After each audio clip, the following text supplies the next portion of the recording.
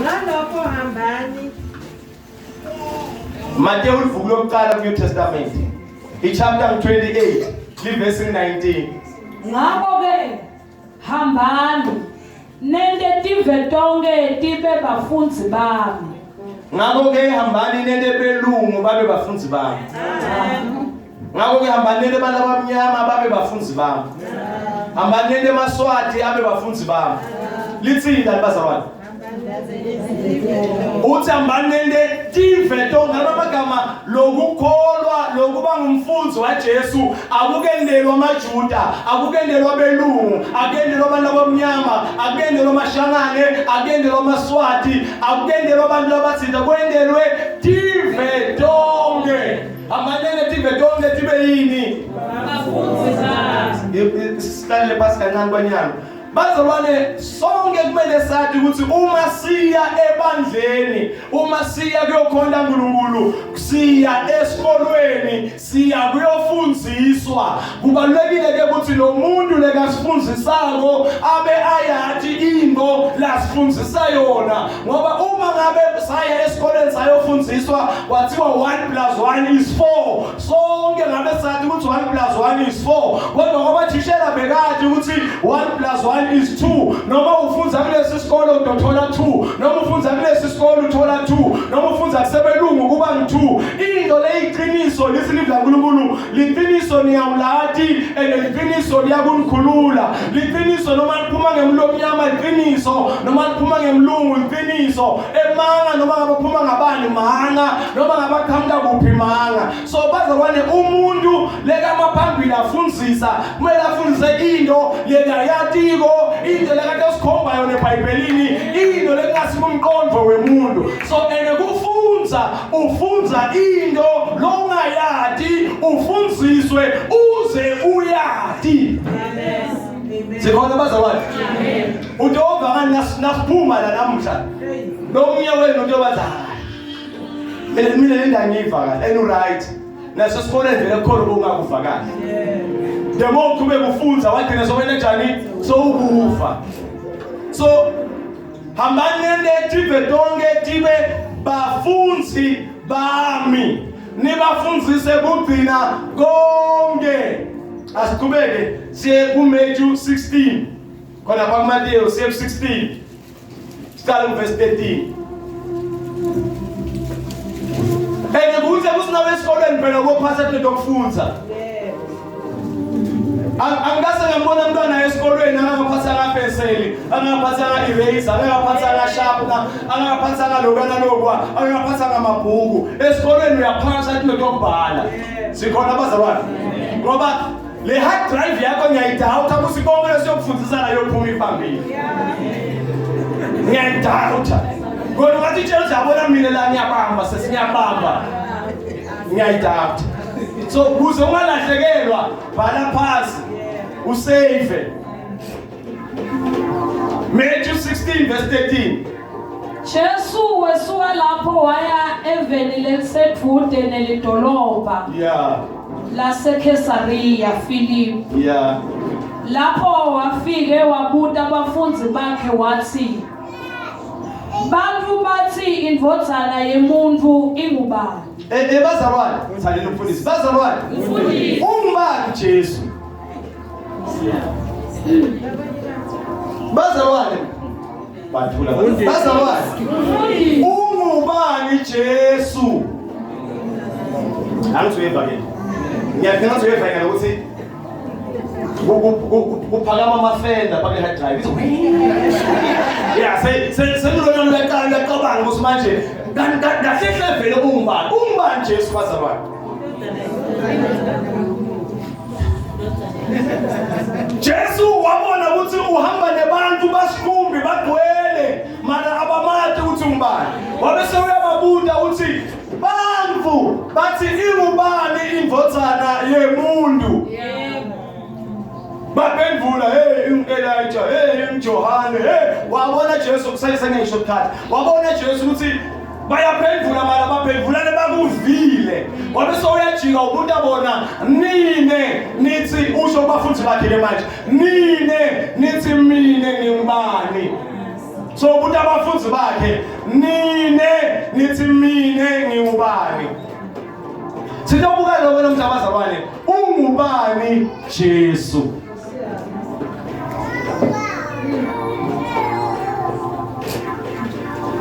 Lo ngiyokuthumela phambilini. Ngicela siyene encwadini ya John chapter 4 verse 24. Namkha sibafunde nje ama-verse ningasabi. John 4 verse 24. uNkulunkulu ungumoya. Yeah. Nalabo labamkhondako bafanele kumkhonda ngamoya nangeqiniso. uNkulunkulu uyini bazalwane? Umoya. Labamkhondako bafanele kumkhonda ngamoya nangeqiniso. uNkulunkulu uyini? Umoya. uNkulunkulu uyini? Umoya. Akasuye umJuda, akasuye umlungu, akasuye umuntu omnyama, akasuye umChina, akasuye umVenda, akasuye umTsonga. Ungumoya. uNkulunkulu uyini bazalwane? Umoya. Labamkhondako kumele bamkhonde ngamoya nangani nangeqiniso. Sisahamba sonke. uNkulunkulu umfla kuyigcizelela le kuze ungathi ulahleka. uNkulunkulu ungumoya.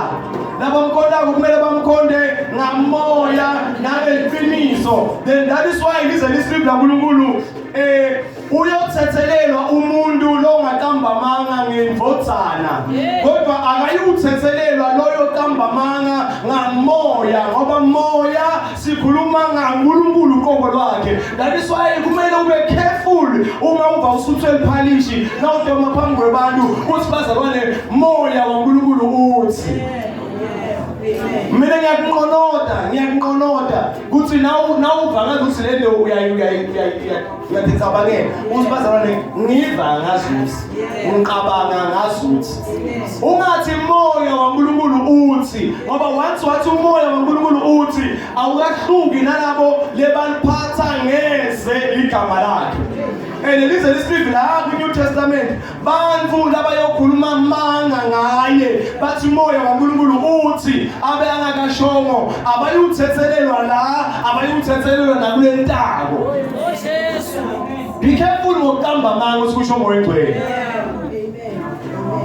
Bazalwane ngithengisalele moya wamtshela wena sitshele kahle ukuthi bazalwane ngithengisalele ngeva ngazuthi lapho usafe noma ngabe kuqhamuka kumoya noma ngabe kuqhamuka kumoya usafe kunokuthi uthi kusho umoya kaze akusho umoya ngoba lo mnyama buka umuntu amzonde so umoya uthi uyathakazela ethi ngoba uyamzonda asikho lapho. Ngifuna ke manje sesivile ukuthi uNkulunkulu ungumoya angisibazalwane. Amen. Angilethena yile background. uNkulunkulu bazalwane nakadala ngesisele kancane nakadala ngibambile ama screens nakadala kuGenesis wathi asende bantfu babe umfanekiso wethu. Yebo. Ngakhumbula le verse Genesis chapter 1 verse 26. Asende bantu babe umfanekiso wethu. Lo wethu kusho usibeka ngakhuluma yedwa. Yebo. Bekakhuluma nebantfu. Yebo. Uthi ke uNkulunkulu basifunde. Simfuta kanjani uNkulunkulu? Simfuta ngekuthi uNkulunkulu wethu akafi. So bantu labe badaliwe bo Adam na Eva bebadalele ukuthi bangafi. Wabese uthi uNkulunkulu ningadla konke bese ningadli isihlahla sokwati lokuhle nalokubi. Akazange washo uNkulunkulu ukuthi isihlahla lesisemkhathini bantu nje bathi fakela. Wathi uNkulunkulu isihlahla sokwati lokuhle nalokubi. Ligama lasemkhathini lafakwa nge-Eva lasekaphendula inyoka. Wathi Eva yebo ushilo ukuthi singabodla isihlahla lesisemkhathini sokwati kanti uqambamanga. Okay. So bantu baNkulunkulu ukuthi bebafanana naNkulunkulu wathi kaNkulunkulu ningadli lesihlahla sokwati lokuhle nalokubi waze wathi mhlazana nisidla nitokufa nekufa ngoba kufa bekungasiphosini yabo bekungamelanga bafe bekumele baphile ingunaphakade njengaye uNkulunkulu. That is why babona abantu bakade baphila bo 900 and something years. Libhayibheli lilawo ama-record yabantu laba baphila more than 900 years. kungoba bebanenjongo yokuthi bangafi nokufa. Sikhona bazalwane. Ngoba sebandlile wabe seNkulunkulu uyabaqalekisa wathi sentofa nokufa.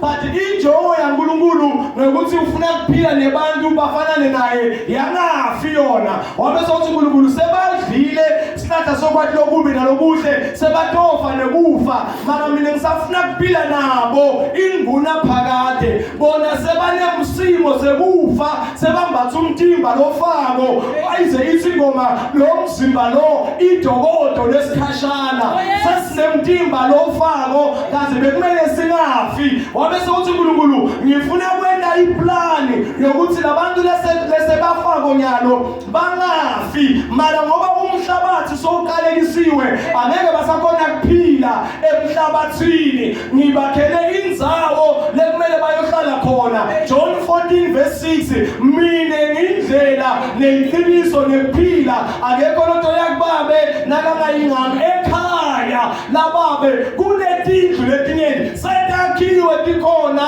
la kumele bantfu bayophila khona inguna phakade. Mara siya njani lapho? Ukhona lo sasele sahamba kahle sonke. Siya njani kuyophila naye enguna phakade? Wabe sothi uNkulunkulu kumele ngibe nendlela lento yenda kuze bantfu bete kimi batophila nami inguna phakade. Le ndlela lento yenda ngile bazalwane funa sikhulume ngayo indlela yaJesu. So yamuva ke uthi ungena njani Jesu? Jesu utemtolanza abantu abamikise kuNkulunkulu bayophila naNkulunkulu inguna phakade. Njengoba bekashilo asasete abantu babe umfanekiso wethu basifunde injongo yaNkulunkulu ukuthi abantu baphile inguna phakade.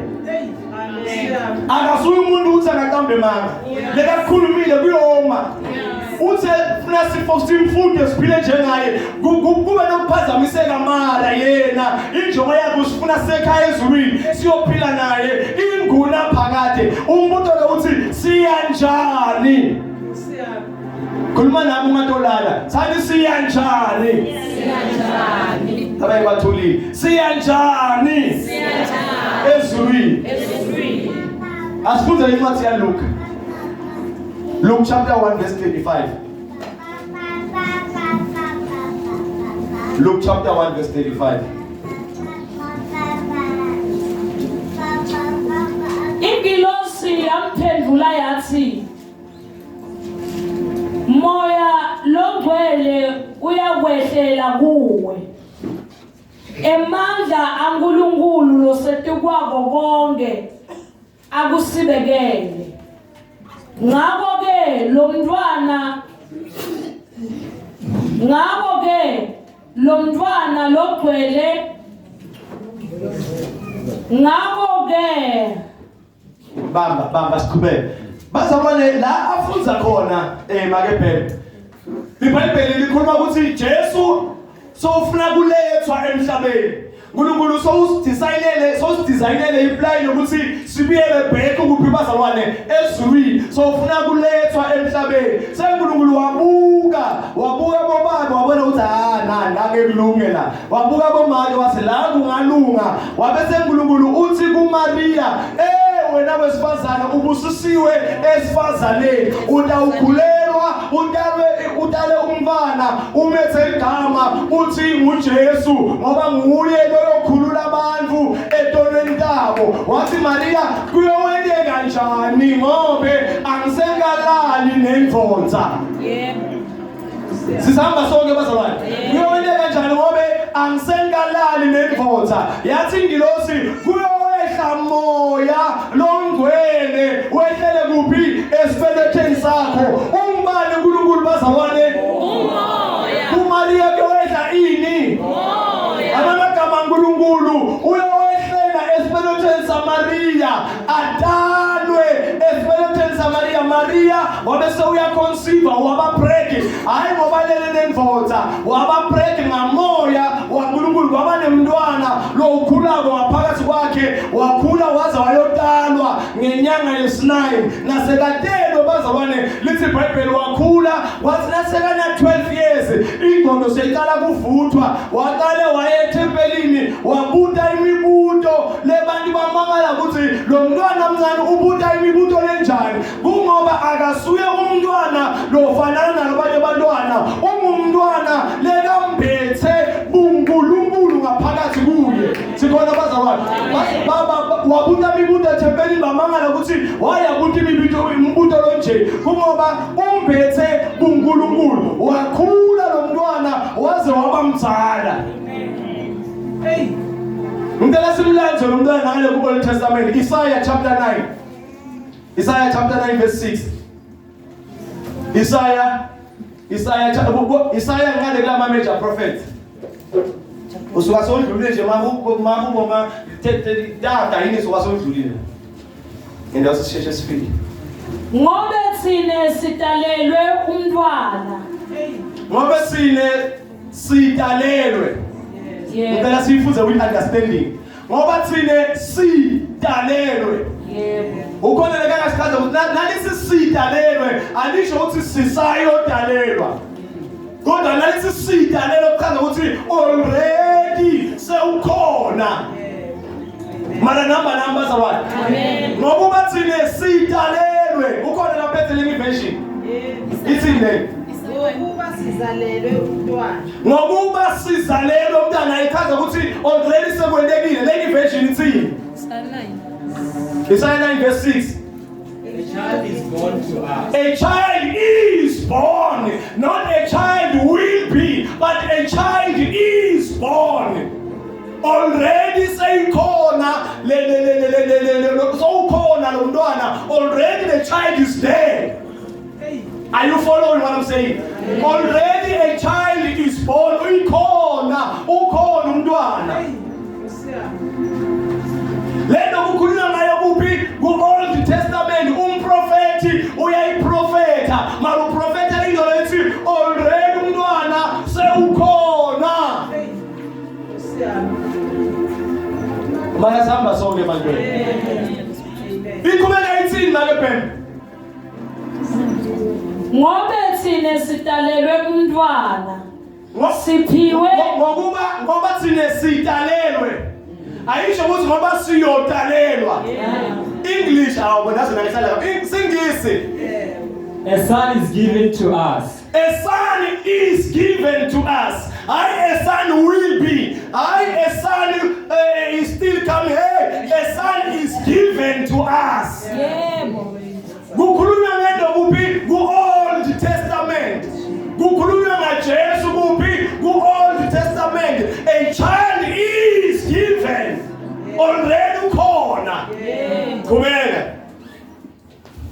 siphiwe indvodzana Seliyaqala liyamdefine. Listen umntwana uyini? Uyindvodzana Singisi. And he will be our ruler. Okay, ngoba mhlambe bayimisa siqhubeka leswathi siqede sokuya Singisi. Siphiwe indvodzana yes. umbuso uyawuba semahlombe akhe Lalela ke nyalo, seyatshintsha language nyalo. Umbuso uyawuba. yebo Yena umntwana utelwe. Mara umbuso uyawuba. Are you following?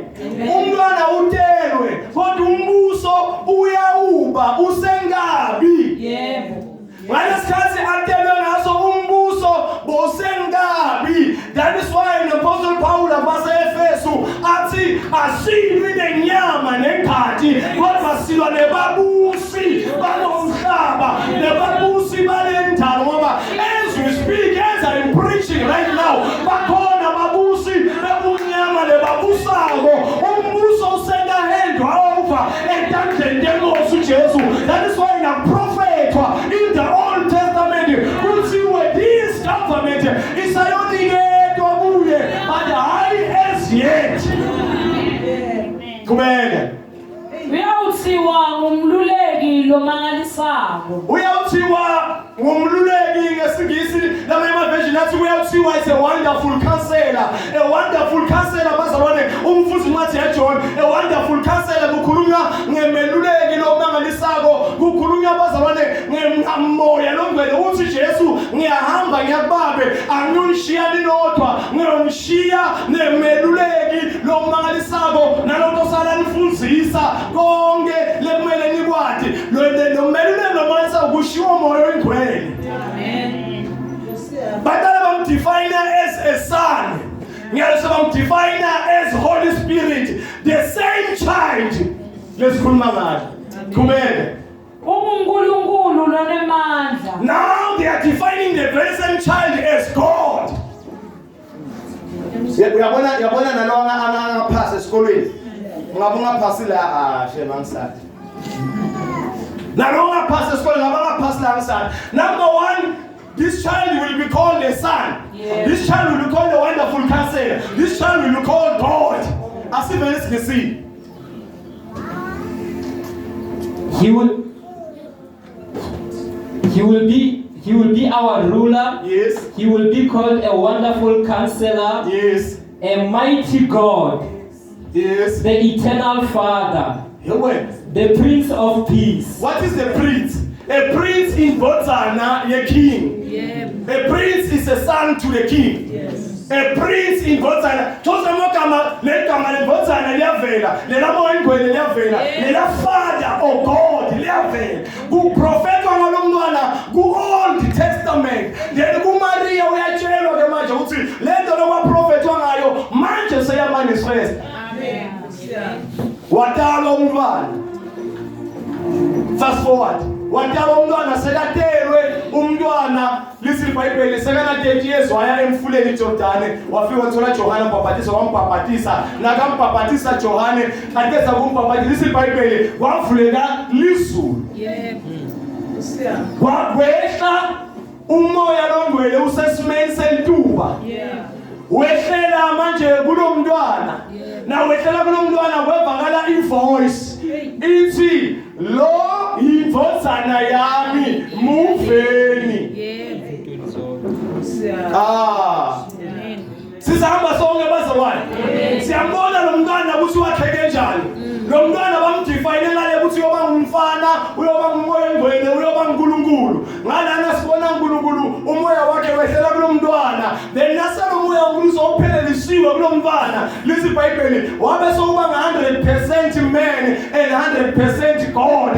Ingakho lisifika kuNkulunkulu munye umehluleli kumbe kumehlulele emkhathini webantfu naNkulunkulu. Indodana Kristu kumbe umuntu Kristu Jesu.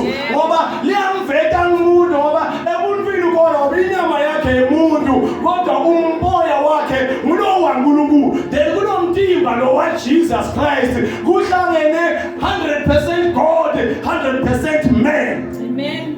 Are we together? Amen. Ngakho solo sidefine Jesu. Ngoba bakhona abantu labangalathi iBhayibheli. Sebathi thina sonke lesifuna sithandaza lo mfana. Asithandaza lo mfana. Thina sithandaza lo babe. Sithandaza lo babe. Hayi lo mfana. Sithandaza lo babe. Yeah. Are we together? Amen. Akakumbe kuyaqala kwa custom yini. Then ngiyabaza wale lithi iBhayibheli encwadini yeExodus ngathi 38 kola. Exodus yes 33 verse 20. Exodus 33 verse 20. I will not let you see my face, because no one can see me and stay alive. Yayifuta kukhulu. I will not let you see my face. I will not let you see my face. uNkulunkulu ukhuluma na Moses. Moses akele bona uNkulunkulu. I will not let you see my face. Why? Because no one can see my face and stay alive. No one can see my face and stay alive. Uthi uNkulunkulu kuMoses. Uthi Moses ofunza ngesiswahili. 20. Exodus 33. Kodwa ungeke ubone buso bami. Yebo. ngoba kude umuntu longabona buso bami abuye aphile. Kude nani? Nada lesishaka tasemzambiki nada. Kude umuntu lengabona buso baNkulunkulu aqhubeke njani aphile. So uNkulunkulu labazalwane bekafuna ukuthi kubantu aqoba buyisele ezulwini. Mara for the fact yokuthi there is no one lengabona buso baNkulunkulu aqhubeka aphile. Wathi uNkulunkulu, I need a shelter. I need something that can contain me. No lento bhaqabulo. That is why nobukhona baNkulunkulu bahlala kulabantu. Kumbe bahlala kulomtimba wa Jesu. John 18 verse 4. John 18 verse 4. We're going to have time because ngeyilunga namhla. Just ngathi sifike start khona sisho ukuqale kuphi siya kuphi. Now we are going to say crashing. John 18 verse 4. John 18 verse 4. Jesus knew everything that was going to happen to him. Yeah. So he stepped forward and asked them, Yeah. who is it you are looking for? La nabazalwane for background. Sobathe ubamba Jesu sebamthengisile sekwele konke Judas othethe imali. Sebamthengisile vele seyidandini sefuna bayombamba. Nabafika Jesu athi ukuthi sebethe into obamba yena. Waphuma kulesiqubu ngoba lesi Bible bakahlukaniseli bongakhona ibona lo Jesu lo Judas lo Peter lo mbali bongakhona bahlukanisa bebagqoka lokufanako appearance yabo icishe ifuna kufana. Listen wabona ukuthi ngeke bambone waphuma waya kubo wathi nifuna bani qhubeka. Verse 5. Jesus of Nazareth, they answered, Bathi sifuna Jesu waseNazaretha. Lalela, hey. I am, he said. Wathi ngimi. Judas the traitor was standing there with them. Yeah. When Jesus said to them, I am he, they moved back and fell to the ground. Vuza neswati. Ngakho Jesu akwati konke letabehlela. Yeah. Wasonzela embi kwabo wathi, Yes. nifuna bani? Yebo. Bamphendula bathi, Jesu waseNazaretha. Yes. Jesu wathi kubo, ngimi. Yebo. Judasi lo wamthengisa bekeme nabo. Ikhona lapha imambane. Wathi Jesu nakaphendula athi, ngimi. Bakhwesha nyovana. Baze bawela phansi. Akakabathinzi. Uma uNkulunkulu angafuna ukuthi veta ukuthi ungubani kuwe ayekho umlangema. Lesi Bible isekathi usifuna kwenekani waphuma kulesiqubu wema ayedwa sitani ngifuna bani bathi Jesu Christ waseNazaretha wathi ngimi lena ngendlela ukuthi ngimi umoya emandla uNkulunkulu abathwala bawa bawisa ukuthi sewuyabatshela ukuthi ngimi hayi ukuthi ngimi uNkulunkulu lento nje abasha ukuthi ngimi lamandla ukuthi athi ngimi bawa lento ukuthi athi ngimi. Oh Jesu. Akasengathi vete ukuthi nguye unjani lento vele wathi ngimi. Akekho umuntu lekangabona uNkulunkulu aqhubeka phi. Uma ngavela la lesi Bible Johane ePatmos abona ingilosi wakhuka wangakhona kwendani oZakaria babona ingilosi bakhuka bangakhona kwendani babona ingilosi. How much more about God?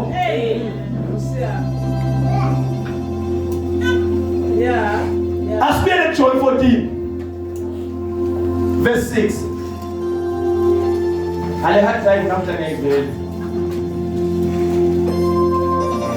When I start verse 6. Jesu wathi kuye. Yeah. Mina ngiyindlela neqiniso nokuphila. Yeah. Kude lo ngeta kubabe nakangethi ngami. Kude lo ngeta kubabe nakangethi ngamvula 1 Peter chapter 3. 1 Peter chapter 3. Anomhla sibafunzi khona. Namhla sibafunza iqowana.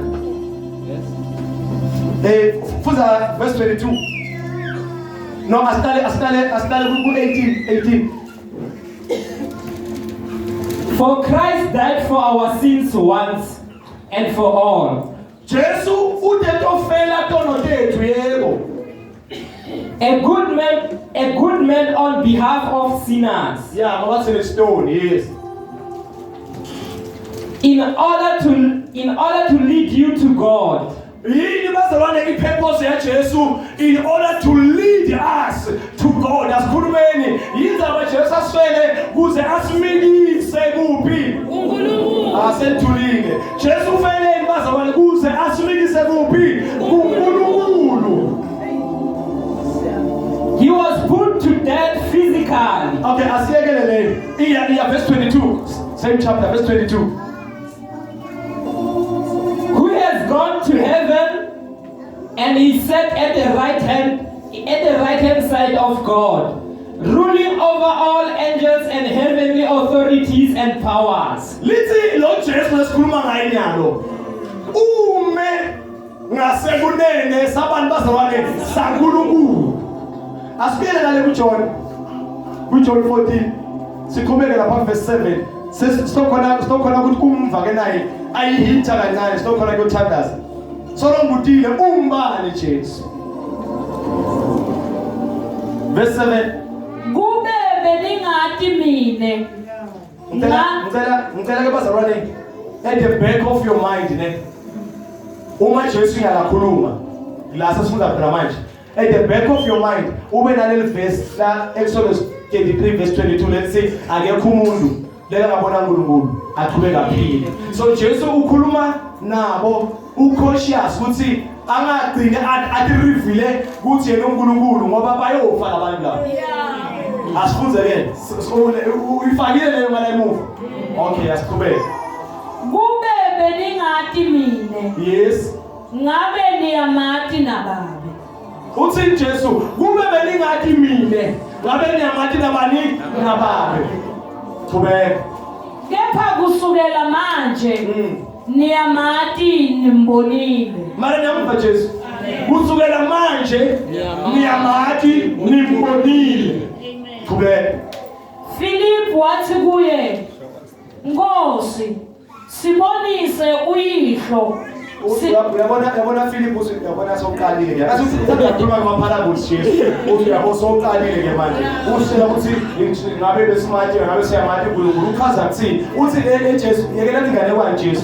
Yekela ingane kwani mine Philip. Question yami, show us God. Sikhombise uNkulunkulu. Hayi ngengane kwani ositshela yona. Bani ukuthi uphendula uthi Jesu wathi kuye, senginesikhathi lesithe nginani. Yeah. Kodwa nanyalo awungakati. Uthi Jesu asikhulumeni mhlawumbe masifungile. Uthi Jesu senginesikhathi lesithe nginani. Solo nanyalo awukakati. Mara nyamuva uthi uthini Jesu ku? Qhubeka. Philip, losabone mine ubone nababe. Philip wabona ufuna kubona uNkulunkulu. Lo ubone mine ubone babe. Yebo. Qhubeka. Usho kanjani ukuthi sibonise uyihlo? Qhubeka. Philip, awukakholwa yini ukuthi ngingubabe? Nababe ukini. Lamavi lengiwakhulume kini angitikhulumeli mine kodwa babe lohlala kimi nguye lowenda umsebenzi wakhe ngami.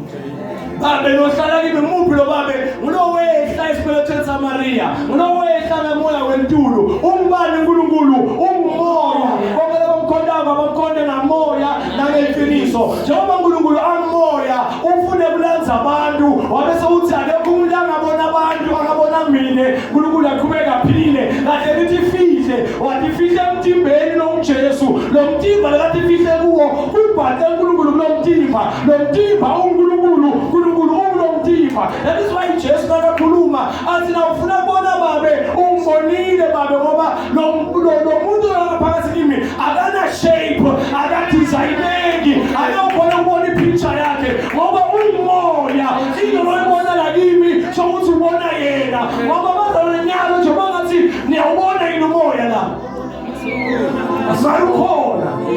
So lo moya ungazungene tukwemtimba wakho sikuve uphefumulo bese sisile sikhombise lo moya anokhona vele kukhomba lo moya ngoba ngumoya into noma bakhomba yona ngilalo moya uhleli khona. Sengiyabiyela tuwe question yami, ungubani Jesu? Ungasaphendula ke lokusho ukuthi ulomfana yaweva nemandiya ama-Muslim nekumandiya, forgive me mandiya, ma-Muslim laba labakhona kubekole ku-Muslim basi sine uNkulunkulu wethu waphana naMariya nasithi indvodzana yaNkulunkulu le ayithole kuMariya just walala naMariya. Ngiyabona ukuthi bayibhele lethu abalali bayibhele lethu bafuna nje uhlale nabo phasi nathi inkofu bachazeni ukuthi kwendeke njani. Ngiyalobaza ukuthi sengingasasho ngesibindi ngithi Jesu unguNkulunkulu. Oh yes. Jesu unguNkulunkulu. Lithi iBhayibheli sekagwatshiwe wavuswa wanyuswa wanyuselwa ezulwini uhleli ngasekunene sepresence yaNkulunkulu uhlalelele. Siyabiyela futhi Exodus 33:20 uhlalele ukuthi mhlazana abuya again atolanza ibandla lakhe ngoba akekho umuntu engabona uNkulunkulu aqhubeka aphile. Mhlazana abuya again atolanza ibandla lakhe uyophinda angene kulomtimba bese ehlele ngawo. Lisibida uNkulunkulu encwadini yabaseThesalonika bokuqala lithi lapha ko-chapter 3 or chapter 4 lithi ngoba lebazalwane iyobonakala inkosi ivele emafini labafile bayovuswa kuqala bese bayobaphila bayobese bayathathwa bahlangabethe inkosi bese siyahamba siya ezulwini ngoba injongo yaNkulunkulu kuphila nebantu inguna phakade. Sithola njani ukuphila inguna phakade? Ngokumukela Jesu. Jesu na umukela ubese ubhala igama lakhe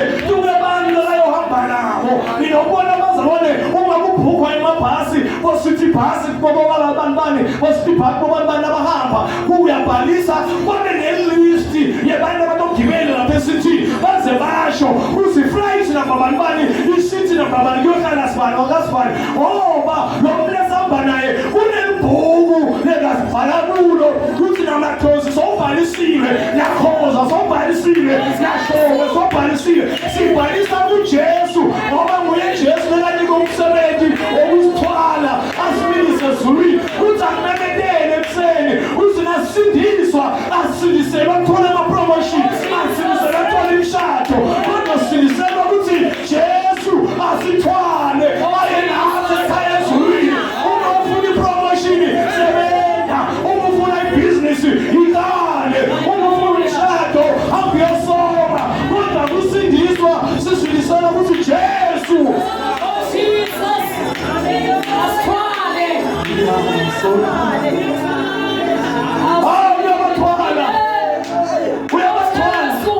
uyabathwala abanye njani abahole.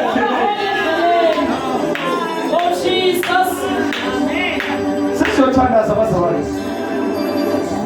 That is why legama la Jesu incwadi yabaseFilipi ithi sinemandla okwenda khona Kristu Jesu. Ngoba manje bazalwane legama umuntu solo-understand ukuthi akusile mntwana waNkulunkulu kodwa linguNkulunkulu qobo lwalo. Kuvele ukuthi ngegama likaJesu emanjimona manifeste hayi ngoba bazalwane asaba wena but asaba leli gama leli lokubikako. Hallelujah. Sikhona ekseni. Umali Jesu. uNkulunkulu. Oh Jesu. Sithandaza lo mfana. Kunabantu abamba basikhuluma bathi sithandaza lo mfana. Thandaza lo mfana. Sina sithandaza lo mfana sithandaza lo bani. Kusho bantu abafuthi lutho. Enamba vea anginamona nabo. Umuntu lo ngathi akathi. Ayino ukuthi kulabanye bendla. Kumathima. Kuyidigest kale. Ngoba labanye sasinathi inkokelo zambangu ukuthi mfundisi kakubuda. Manje kuba yena Jesu. Yena Jesu. Wakhuluma kuMateyu 28 athi amanene bantu babafuthi bami bese nababaphathisa basho wathi egameni likayise egameni likaNdodana egameni likaMoya basho yena. Okay. And umuntu la kakhuluma njalo ungazihlupheki. Umvulela futhi la aphize kusho yena Jesu. Akusinala babe kusho yena. Umvulela futhi la aphize kusho yena Jesu. La ngathi Jesu khona lo mbone mina ubone athi kusho Jesu nalapho. Ungaphendula amagama akho masikhosi utawurong. Bangani babuta ngelivesi. Ngoba wathi egameni likayise leNdodana likaMoya manje sebasho njalo ukuthi yena lo Jesu ubiza abaNkulunkulu kanti lena isava ngale lenze lo ngayiva kuwe mina ngiyayiva. La yena uthi yena lo bone babe ubone yena ngoba babe ukuye naye ukuba. Kusho levesi. Ungathikaki uthi umfundisi kosuke wathi tinkukhu tingangena etalini ndithole ihala yathi qanga isathi kubophe ingaboni ukuthi khumula ube ngasiyathi khumula itale pasi tigigele ungathikaki ngelive la kuNkulunkulu lifunze ulati la ungathi khona vala mlomo ntomosha. Amen. Njengoba sifundile nje namhlanje ungasika uphuma la uthi uyovula isono. Uba le revelation osiyovula isono utawuqakeka. Akutheni ngama revelation lapha yakusana emademoni abo umuntu abantwana abasikhepha bavula isono nabo babone boPawula bathandaza nabantu bathi ngegama la Jesu noshilo loPawula siyanikhipha nemademoni lathi asikuva kahle ngegama labani ngegama lika Jesu noshilo bathi yeweno Jesu siyamandla Pawula siyamandla wena sikwathi mademoni ekhanze esonweni abaritha ngibhalela babaleka baba babaphunda lonke ithibani umfundisi wabaleka kanje athi uvula isono ngompondisho ishumayelo lini.